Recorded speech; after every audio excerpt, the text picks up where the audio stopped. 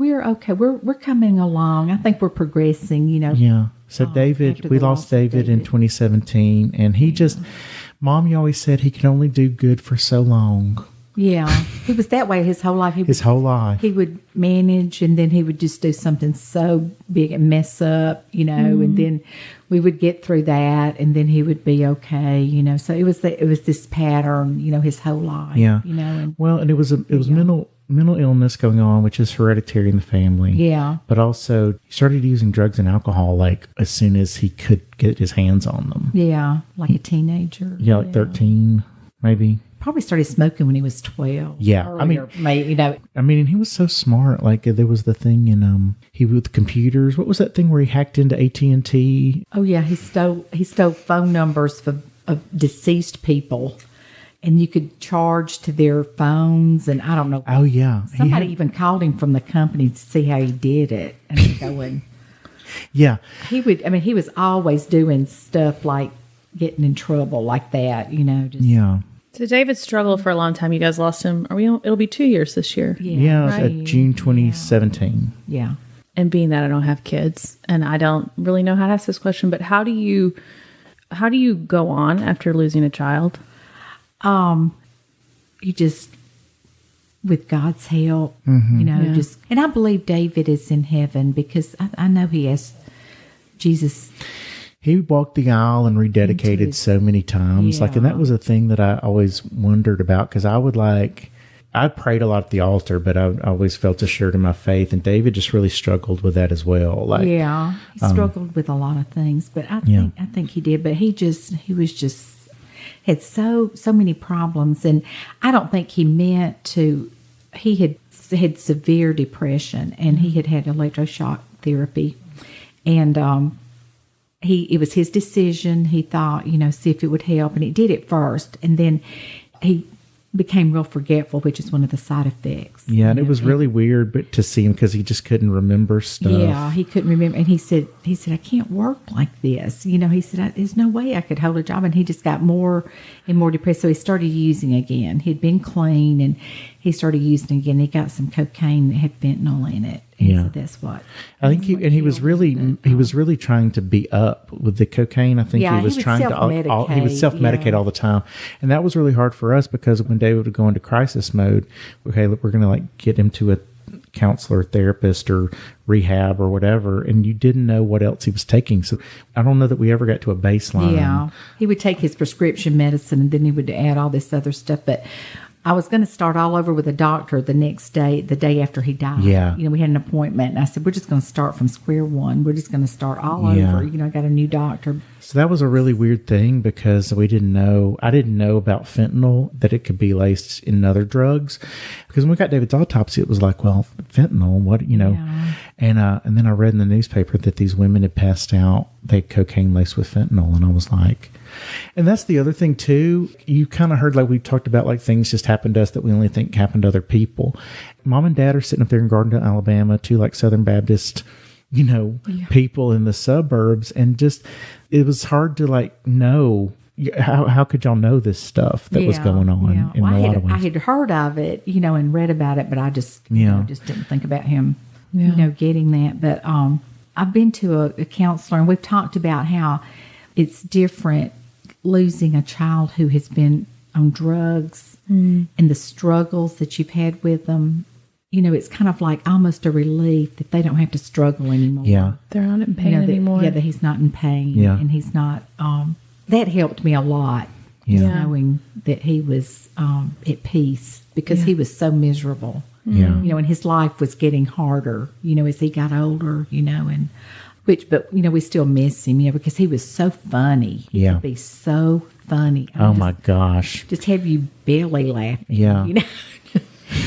And he and Hunter were funny together. They would,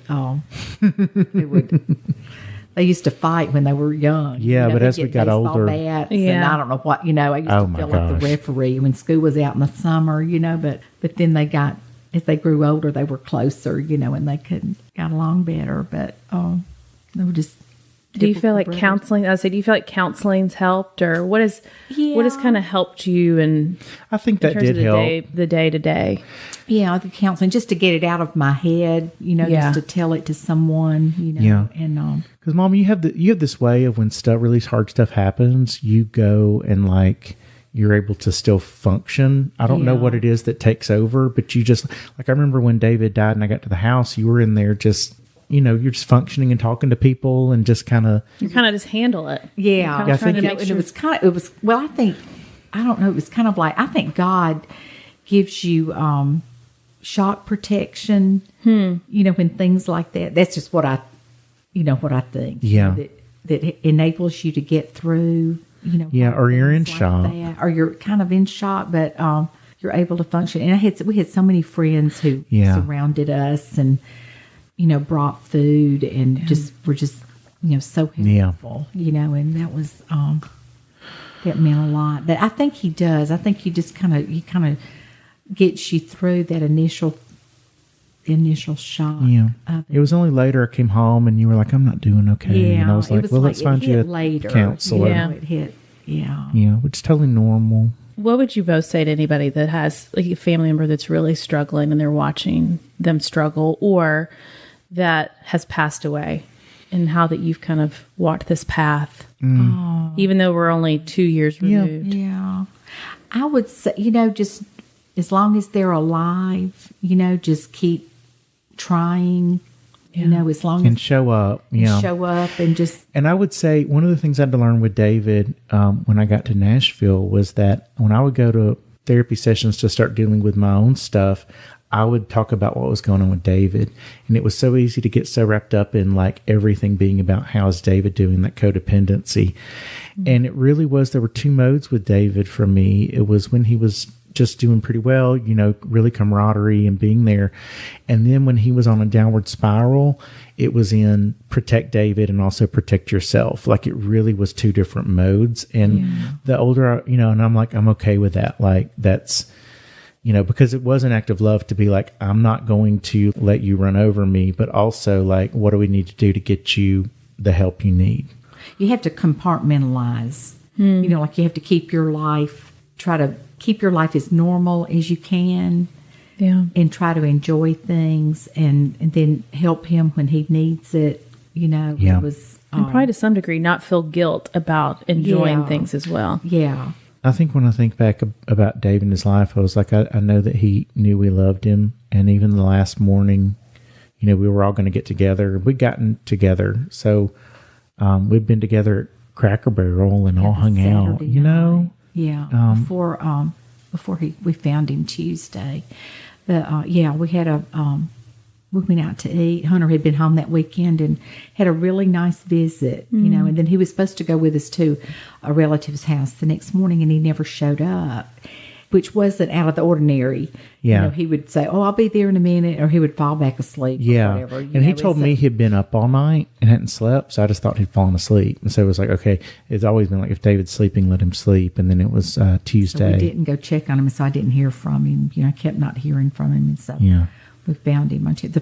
I had the police to go in. Yeah, that was tough. And, That was really tough. That was. You hear that over the phone.